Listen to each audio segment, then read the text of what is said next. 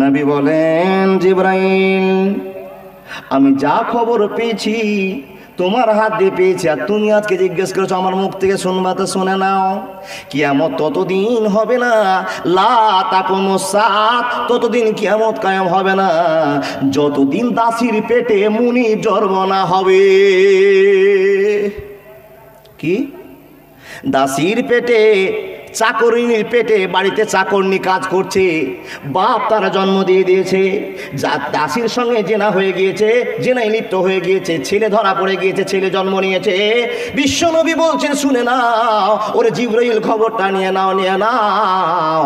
অতদিন কিয়ামত হবে না যতদিন চাকরনির পেট থেকে মালিকের জন্ম না হবে, ততদিন কিয়ামত হবে না।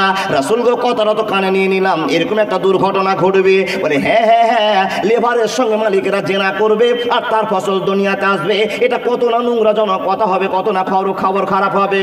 বিশ্বনবী গো, আর একটা কথা কি আপনি জানাতে পারবেন কিনা? কয়েকটা কথাগুলো আপনি বলে দেন। তো নবীজি বলছেন, শুনে নাও, আর একটা নিয়ামত আপনাকে আমি বলতে আরম্ভ করলাম, আর একটা আমি ফাসাদের কথা বলতে আরম্ভ করলাম। নবী গো, কি ফাসাদ আপনি বলে দিন।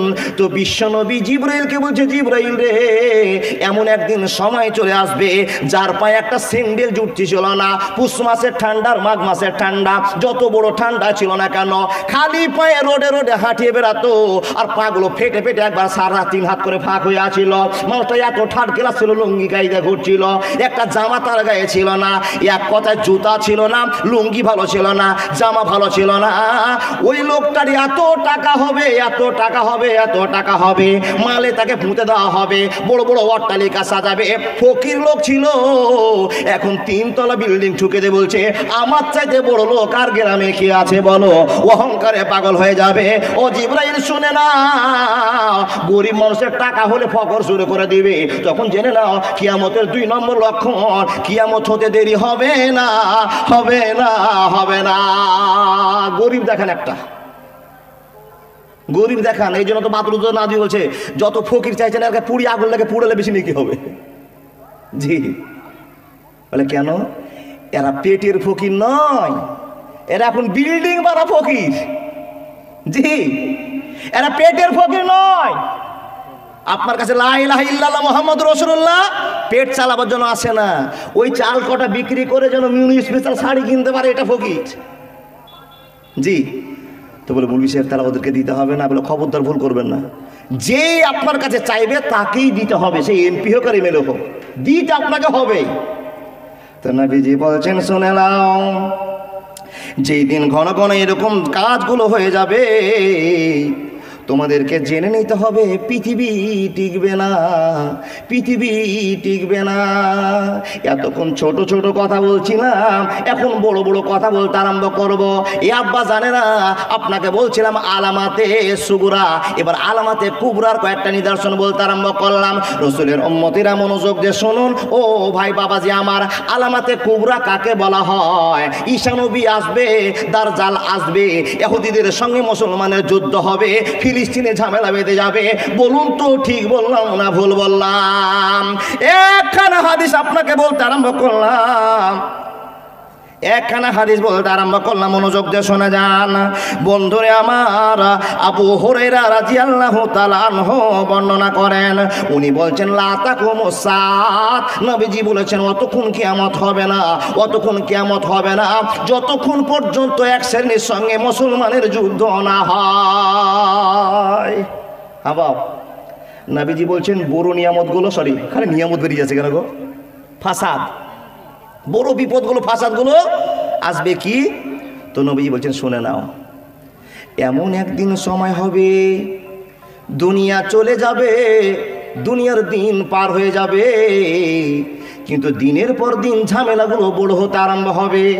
কেমন ঝামেলা হবে গো নবী? আমরা তো জানবো না, দেখতেও পাবো না, আপনি একটু বলে ফেলবেন কিনা বলুন। নবীজি বলছেন, ঝামেলাগুলোর কথা শুনে না, এমন কিছু লোক হবে, এমন কিছু লোক হবে, এমন তাদের দেখনেওয়ালা হবে। ও আল্লাহর বান্দারা, সে কথাগুলো আপনাকে বলতে আরম্ভ করলাম। বিশ্ব নবী মুহাম্মদুর রাসূলুল্লাহ সাল্লাল্লাহু আলাইহি ওয়াসাল্লাম বলছেন, তাদের চেহারার কথা উল্লেখ করে দিয়ে বলছেন, তাদের লোকগুলো কেমন হবে তোমরা শুনে নাও। নাও, তাদের দৃষ্টান্ত দেখে তোমরা বুঝে নিতে হবে এরাই ছিল ইহুদি, এরাই ছিল সবচেয়ে মুসলমানের দুশমন। আর এদেরকে দেখে নিয়ে যদি যুদ্ধের কথা মনে পড়ে যায়, বিশ্বনবী বলছেন তোমাদের মনে করে নিতে হবে এরাই হলো মুসলমানের পাকা শত্রু। হাদিসে কি বলছেন আল্লাহ নবী? ওই লোকগুলো কেমন? বলে ওই লোকগুলো আমাদের মতো লোক, কিন্তু কিছু ডেফিনেশন নবীজি বলতে আরম্ভ করলেন, মুসলমানের ওদের সঙ্গে যুদ্ধ না হওয়া পর্যন্ত কিয়ামত হবে না। নবী গো ওই লোকগুলো কেমন হবে তাদের বর্ণটা একটু বলে দেন। তো আল্লাহ নবী বলছেন সগরাল ওয়ুন, ছোট ছোট চোখ বিশিষ্ট লোকের সঙ্গে যুদ্ধ হবে। ইয়া রাসূলুল্লাহ টোটাল ডেফিনেশন বলুন। বলে এমন কিছু লোক দুনিয়াতে আছে তাদের চোখগুলো ছোট ছোট হবে। এভাবে একটু মিলান তো টিভিতে দেখতে পাবেন, মোবাইলে দেখতে পাবেন, আপনার চোখের সামনে ভেসে এসছে ওদের সঙ্গে মুসলমানের একটা যুদ্ধ হবে। কেমন তাদের সাইজ হবে? আল্লাহর নবী বলছেন লাল বর্ণে তাদের চেহারা হবে, লাল বর্ণের চেহারা হবে, তাদের চোখগুলো হবে ছোট ছোট, আর লাল লাল চেহারা হবে, কপালগুলো জড়া জড়া হবে, কোচকানো কোচকানো হবে। আচ্ছা বলুন তো কোনোদিন এই মানুষগুলো আপনার চোখে পড়েছে? বাবা পড়েছে? নবী বলছেন শুনে নাও, যাদের চোখ ছোট, কপালগুলো কোঁচকানো কোঁচকানো, আল্লাহ আল্লাহ চেহারা, এরা হলো প্রকাশ্য ইসলামের দুশমন, মুসলমানের দুশমন। যতদিন এদের সঙ্গে যুদ্ধ না হবে ততদিন কিয়ামত হবে না। আব্বাজান এখন আপনাকে কি বলবার, কি বোঝাতে আরম্ভ করব, বুঝাবার দরকার আর নেই। আপনি সচক্ষে দেখতে পাচ্ছেন ফিলিস্তিনের গল্প।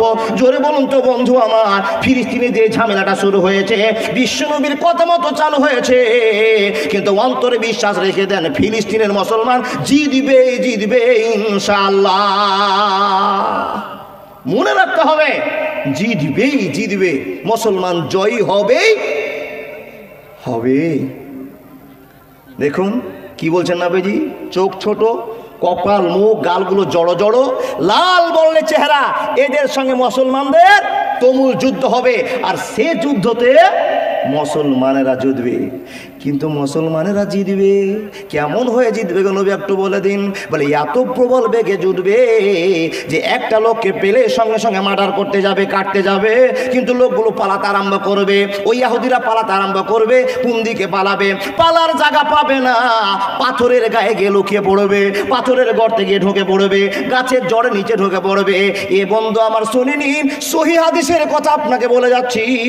মুসলমান যেদিন জয়যাত্রা পেয়ে যাবে আর বড় বড় অস্ত্র ধারণ করে সে বেঈমানদেরকে তাড়তে আরম্ভ করবে, ওরা সামনে পালাতে আরম্ভ করবে। কেউ পাথরের গায়ে গিয়ে লুকিয়ে যাবে, কেউ আপনার কোথায় গিয়ে লুকিয়ে যাবে, গাছের ডালের কাছে লুকিয়ে যাবে, জড়ের ভিতরে ঢুকে যাবে।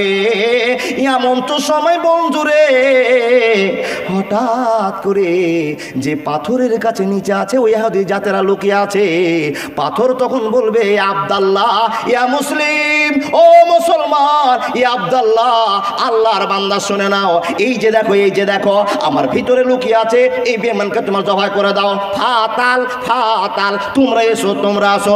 একবার সুবহানাল্লাহ বলা যাবে না? এবার সেই দিন বেঈমানদের দুনিয়াটা এত সংকীর্ণ হবে, পালিয়ে লুকিয়ে থাকতে পারবে না। পাথরে লুকাবে তো পাথর গিয়ে কি বলবে, ওই মুসলিম, ওই মুসলমান শোনো, ফাতাল শোনো, কি গো এ আল্লাহর বান্দা এ আব্দুল্লাহ, এই যে দেখো এখানে পাথরে লুকিয়ে আছে, ফাকাতালহু, তুমি মার্ডার করে দাও, কেটে দাও, কেটে দাও। সেই দিন এমন দুনিয়াটা সচ্ছল হয়ে যাবে রে, মুসলমানের জন্য জয়যাত্রা হয়ে যাবে। আর বেঈমানদেরকে গাছ ধরিয়ে দিবে, পাথর ধরিয়ে দিবে। মুসলমান সেই দিনটা সামনে চলে এসে, বেশি দিন অপেক্ষা করতে হবে না। বলে মুসলমান অপেক্ষা করতে হবে না। এমদাদুল ভাই সারা জীবন তো শুনে আসছি যে কিয়ামত হবে হবে হবে, এই হবে এই হবে, তো হবে কখন? দেখুন বাবা, ফিলিস্তিনের যুদ্ধ একটা হলো আলামাতে কুবরা বলে মনে করে নেন, ফিলিস্তিনের যুদ্ধ আলামাতে কুবরা বলে মনে করে নেন। এখন কয়েকটা বাকি আছে, তার ভিতরে ঈসা নবী আসবে, দাজ্জাল বের হবে, ধোঁয়া বের হবে, পূর্ব থেকে পশ্চিমে সূর্যটা উঠবে, পূর্ব দিকে সূর্য উঠবে না। এই কয়েকটা নিদর্শন বাকি আছে, জীবন ছারকার হয়ে যাবে। ইমানের তাগিদে ইমান বাঁচার জন্য তৈরি হয়ে যান। মুসলমানের একদিন জয় যাত্রা হবে, জয়ের পূর্বে আপনার ক্ষতি আছে বাবা, এই ক্ষতিটাতে আপনাকে সামাল দিতে হবে। কি করে? আল্লাহর ভয়ে দিন কাটাতে হবে। আমার মেন কথার দিকে আমি চলে গেলাম। এতক্ষণ আপনাকে সাগিরা আর কাবিরা, সুগরা মানে ছোট আর বড় সম্পর্কে অনেক কথা বলে দিলাম। বড়গুলো আমাদের সামনে কয়েকটা চলে এসছে, এখন একটা কথা বলবো। আচ্ছা বাপজান, দাজ্জাল বেঁচে আছে না মরে গেছে? বেঁচে আছে। কোথায় আছে কেউ জানেন? জানেন না? বলে মৌলভী সাহেব আপনি কি জানেন? বলে আমিও জানি না। বাপ আমিও জানি না, কি করে খবর দেব আপনাকে? বিশ্বনবী যে খবরটা আপনাকে দিয়েছে, আমি আমার মুখ থেকে সে খবরটা আপনাকে দিব। দাজ্জাল কোথায়? যারা নামাজ পড়েন বাবা, কি বলেন নামাজ পড়তে গিয়ে? যখন তাসাহুদে বসে যান, সালামের বয়স থেকে বসে যান, সালাম ফিরার জন্য আগে বসে যান না বাবা, তখন কি বলেন? আত্তাহিয়াতু লিল্লাহি ওয়াসসালাওয়াতু ওয়াত-তাইয়্যিবাতু আসসালামু আলাইকা আইয়ুহান নাবী ওয়া রাহমাতুল্লাহি ওয়া বারাকাতুহু বলেন না? আল্লাহুম্মা সাল্লি আলা মুহাম্মাদি ওয়া আলা আলি মুহাম্মাদ কামা সাল্লাইতা আলা ইব্রাহিম ওয়া আলা আলি ইব্রাহিম ইন্নাকা হামিদুম মাজিদ। আল্লাহুম্মা বারিক আলা মুহাম্মাদি ওয়া আলা আলি মুহাম্মাদ কামা বারাকতা আলা ইব্রাহিম ওয়া আলা আলি ইব্রাহিম ইন্নাকা হামিদুম মাজিদ। আল্লাহুম্মা ইন্নী জালামতু নাফসি যুলমান কাসীরান ওয়া লা ইয়াগফিরুয যুনুবা ইল্লা আনতা ফাগফিরলি মাগফিরাতাম মিন ইনদিকা ওয়ারহামনি ইন্নাকা আনতাল গাফুরুর রহিম। বলেন কি না বাপ? ইশার নামাজ পড়েছেন কে কে? একটু হাত দেখান দেখি। ইশারের নামাজ? জি, এদিকে লোকটি টোটালের নামাজ পড়েনি। নামাজ না পড়ে জালসা শোনার লাভ নেই বাপ। ইশারের নামাজ না পড়ে জালসা শুনে 5 পয়সার ইনকাম নেই আপনার। হ্যাঁ পড়বেন, যেদিন আল্লাহ আপনাকে ভয় দেখাবে, ক্যান্সার হবে, আলসার হবে, ঠ্যাং ভেঙে যাবে, সেই দিন আপনি নামাজি হবেন। এর আগে হতে পারছেন না আপনি।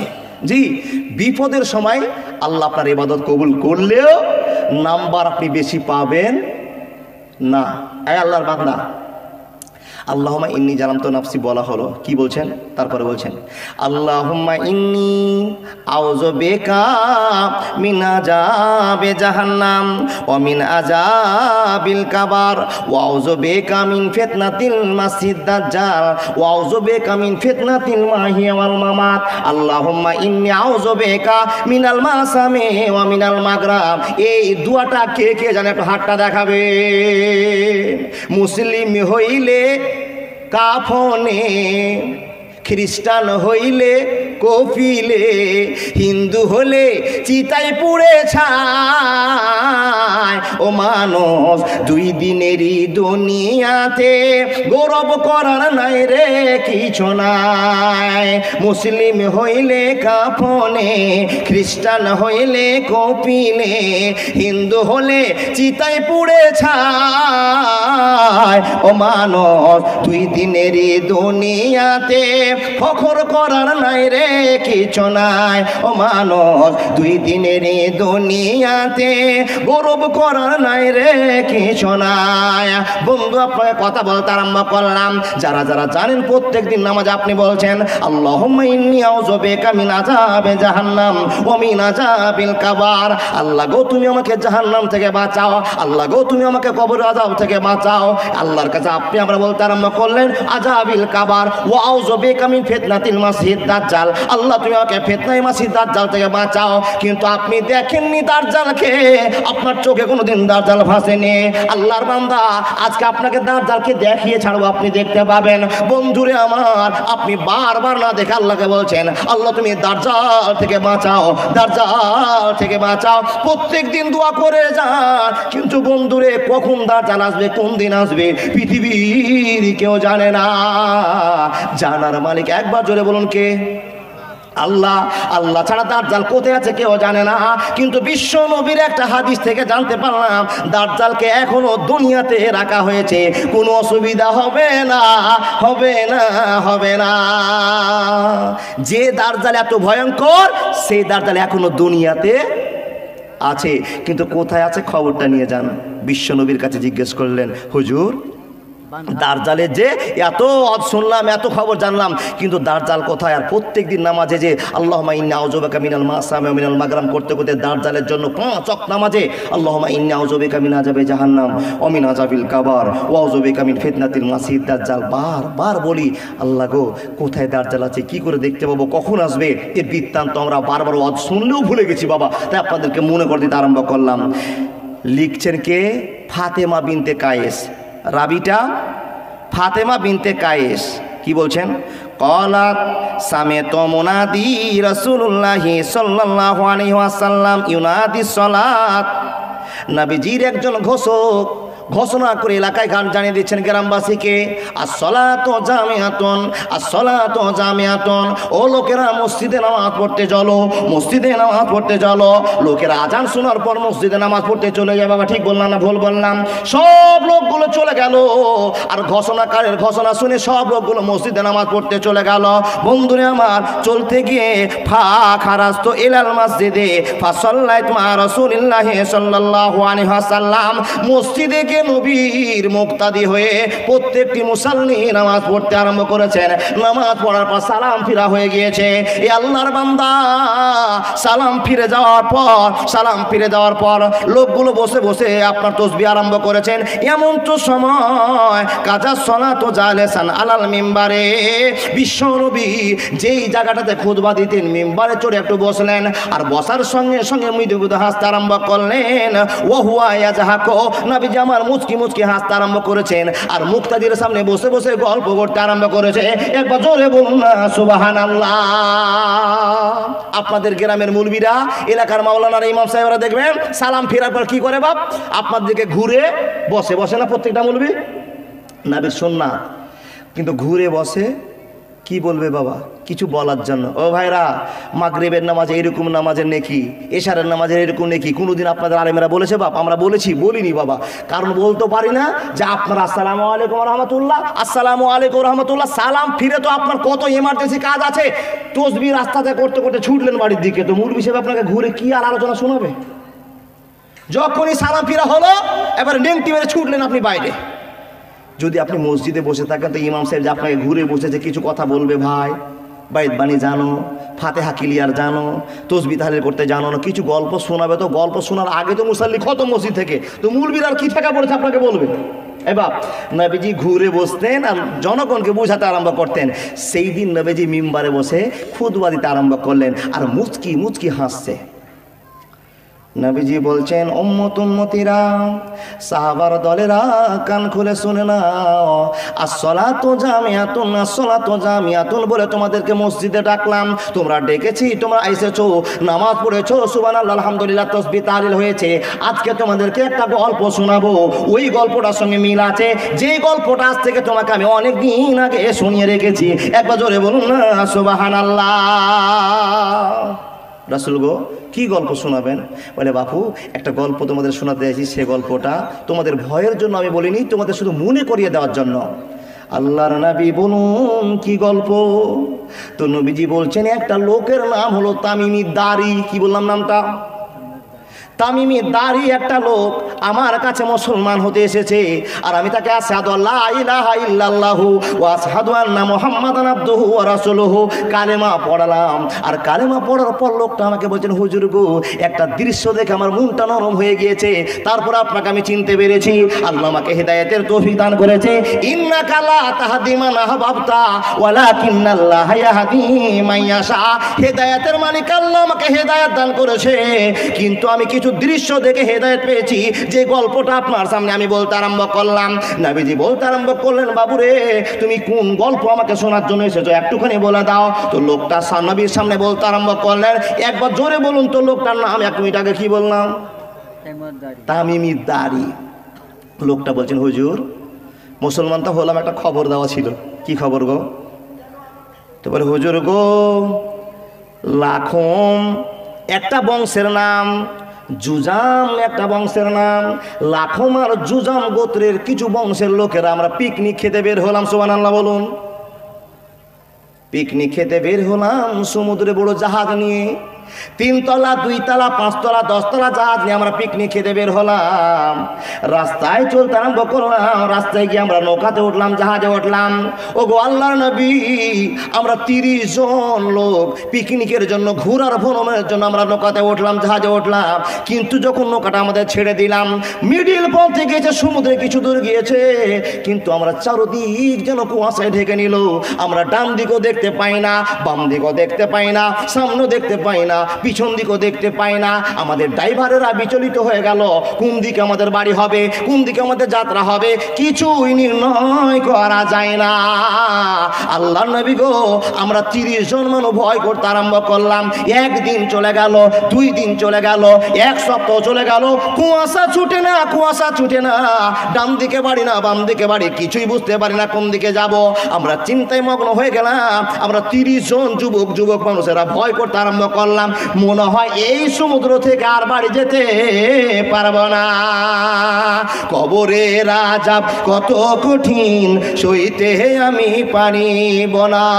মৃত্যু যন্ত্রণা কত কঠিন, সইতে আমি পারিব না। হে দয়াময়, হে রহিম, চাই যে শুধু তোমার করুণা। মৃত্যু যন্ত্রণা কত কঠিন, সইতে আমি পারিব না। মসজিদের ওই খাটলাখানা আসবে একদিন, তা সবার জানা। বড়ই পাতার গরম পানি গোসল দিবে কয়জনা। গোসল শেষে সাদা কাফনে নিয়ে যাবে তোমায় হে সোনা। গোসল শেষে সাদা কাফনে নিয়ে যাবে তোমায় 4 জনা। কবরের আযাব কত কঠিন, সইতে আমি পারিব না। মৃত্যু যন্ত্রণা কত কঠিন, সইতে আমি পারিব না। বাপ, 30 জন লোক আমরা মরার আশঙ্কা করতে আরম্ভ করলাম। কিছুই চিনতে পারি না, যা খাওয়ার ছিল নৌকাতে প্রায় শেষ ভাব। 1 সপ্তাহ চলে গেল, 2 সপ্তাহ চলে গেল, 3 সপ্তাহ পার হয়ে গেল। বাড়ির মুখ দেখতে পাই না, কোন দিকে বাড়ি কোনো খেয়াল পাই না। নৌকা সমুদ্রে ভাসতে আছে, ভাসতে আছে, ভাসতে আছে। সহি হাদিস আপনাদের সামনে বর্ণনা করতে আরম্ভ করেছি। হাদিসের রাবি ফাতেমা বিনতে কায়েস, উনি বলছেন নবীজির কাছে ওই লোকটা তামিমের দ্বারে গল্পটা শোনাতে আরম্ভ করেছে, আর নবী তার গল্পটা ক্যাসেটের মতো শুনতে আরম্ভ করেছে। বন্ধুরে, এবার লোকটা বলতে আরম্ভ করলো, মাওলানা ও মুহাদ্দিস ও আমাদের নবী, এই করতে করতে 1 মাস আমাদের সময় নদীতে পার হয়ে গেল। কিন্তু হঠাৎ করে সূর্যটা ডুবতে চলে গিয়েছে, অন্ধকার হয়ে যাচ্ছে, অন্ধকার হয়ে যাচ্ছে। এমন তো সময় একটা ঘটনা ঘটে গেল, এমন সময় একটা ঘটনা ঘটে গেল। সন্ধ্যার সময়তে আমাদের নৌকাটা, আমাদের জাহাজটা একটা জায়গাতে গিয়ে আটকে গিয়েছে। একবার জোরে বলুন না সুবহানাল্লাহ। হয়েছে এবার বিয়াদবি হচ্ছে, কিন্তু না খেলে হয় না।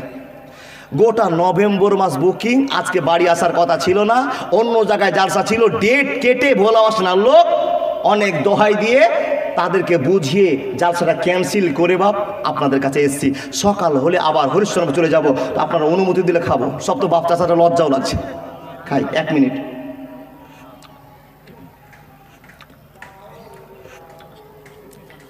গোটা নভেম্বর মাসে 3 দিন বাড়িতে আছি, আর একদিন 23 তারিখে বাড়িতে ঢুকবো। ডিসেম্বরের সুখদপুর পার করে দিয়ে 6 তারিখে বাড়ি আসবো। আল্লাহ আমাকে যেন সুস্থ রাখে, এর জন্য একবার আল্লাহর কাছে আবেদন করো, আল্লাহুম্মা আমিন। বা প্রত্যেক জায়গাতে 2 ঘন্টা 2 ঘন্টা 1.5 ঘন্টা করে কথা বলছি। বলে মৌলভী সাহেব টাকার জন্য ছুটছো? জি, টাকার জন্য ছুটলে বাবা ইমানের একটা ভয় আছে, প্রচারও হচ্ছে, এই উদ্দেশ্যে সারা রাত ধরে ছোড়াছুড়ি করছি। যাই হোক, বিয়াদবি মনে করবেন না, যা কথাগুলো বলছি মনোযোগ দিয়ে শুনে যান। 30 জন লোকের গল্প নবীর সামনে ক্লিয়ার করে লোকটা বলছে। কি লোকটার নাম? তামিমের দাড়ি। নবী তো তার দিকে বড় বড় চোখ করে তাকিয়ে আছে। আগেও আমি কিছুদিন আগে যে গল্পটা শোনালাম আমার লোকগুলোকে, ও ভাইরা, আজ ভালো লাগে না? যাও যাও, বান্ধবী ফোন করেছে, যাও ঘুরে এসো। জি, আল্লাহর বান্দা নবী মুহাম্মদুর রাসূলুল্লাহ তামিমের দাড়ির গল্পটা শুনে যেন ফ্যাল ফ্যাল করে তাকিয়ে আছেন। আরে কি বলো কি বলো, তুমি নিজের চোখে দেখা গল্প বলেছো, আর আমি গল্পটা জিবরিলের কাছে শুনেছি। এক জাস্ট হয়ে গেল, একই গল্প হয়ে গেল। নবীকে বলছেন, নবী গো, 30 জন মানুষ আমরা বিপদে পড়ে গেলাম। আমাদের সন্ধ্যার সমাতে অন্ধকার হতে যাবে, এমন তো সমাতে আমাদের জাহাজটা গিয়ে একটা বড় দ্বীপে আটকে গেল, একটা নৌকাতে দ্বীপে আটকে গেল, একটা উঁচু জায়গাতে আটকে গেল। কিন্তু তার উপরে একটা জল আছে, নৌকাটা আর চলে না।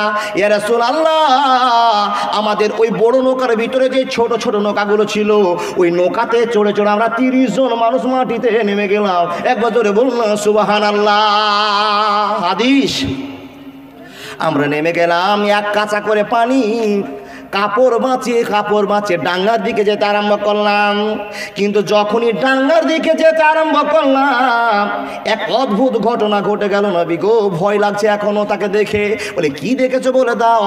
একটা জন্তুর মতো লোক, 7 ফিট 8 ফিট উঁচা হবে, তার সারা শরীরে লুমে ঢাকা আছে, বেটা ছেলে না বেটি ছেলে কিছুই চিনা যায় না, ভয়ঙ্কর চেহারা নিয়ে বড় বড় নখ নিয়ে আমাদের দিকে ধাবিত হয়ে চলে আসছে, আমাদেরকে আহ্বান করার জন্য চলে আসছে। আমরা 30 জন মানুষ ভয় পেয়ে গেলাম। আল্লাহ গো, সন্ধ্যা লাগতে যাচ্ছে, আর এই ভয়ঙ্কর জীবটা আমাদের সামনে দৌড়ে চলে আসে। এ কোন অদ্ভুত জীব আমরা দেখলাম, আমরা জীবনে কোনোদিন ওই রকম জীব চোখে দেখিনি। তারপর কি হলো? নবীজি বলছেন, কি হলো তাড়াতাড়ি করে মনের বাসনাটা বলো। তামিমের দাঁড়ে বলছেন, হুজুর গো, আমরা তাকে দেখে বললাম, এই থামো, তুমি থেমে যাও, তুমি কে আমাদের দিকে এরকম করে দৌড়িয়ে আসছো, তোমাকে চিনি না, তুমি কেন এরকম আসছো, তোমার অমঙ্গল হোক, তোমার খারাপই হোক, কেন তোমরা আমাকে দাঁড়তে আসছো, আমাদেরকে ঝাঁপিয়ে ধরতে আসছো, তখন তুমি কে বলে দাও। ওই জন্তুটা বলছো, আনা জাসাসা, আমি হলাম গুপ্ত সংগঠনকারী, আমি হলাম গুপ্ত সংবাদ অন্বেষণকারী, আমি হলো গোপনীয় খবরগুলো ওই গির্জার মধ্যে খবর দেওয়া একজন বাহক আছে। তুমি কি কাজ করো? বলে ওই যে একটা সামনে গির্জা দেখতে পাচ্ছ না, ওই গির্জাতে একটা লোককে আটকানো আছে, ওই গির্জার যার ভিতরের গল্পটা আমি তোমাদেরকে দেওয়ার জন্য দৌড়ে এসেছি। যাও যাও যাও, ওই গির্জাতে একটা লোককে বাঁধানো আছে, ওই লোকটা তোমাদেরকে দেখার জন্য আবেদন করেছে, তোমরা যাও তাদের সঙ্গে দেখা করে আসো। আল্লাহর নবী যখন এই কথাটা বলেছে, আমরা 30 জন লোক আরো ভয়ে কাঁপতে আরম্ভ করলাম। কি হবে এখন, কি হবে? কোনো দিকে মানুষ দেখতে পাই না, সারাদিকে জল আর জল। ছোট্ট একটা দ্বীপের ভিতরে একটা গির্জা আছে, তার ভিতরে মানুষকে বাঁধা আছে। তারপরে একটা ভয়ঙ্কর জীব দেখতে পেয়েছি, স্থির করতে পারি না। নবীজি বলছেন, তারপরে কি হলো? বলে আমরা 30 জন মানুষ একটা অ্যাড বানলাম, জোর করলাম 30 জন তো আছে, কিছু না একটা খবর হবে, চলো দেখি সামনে।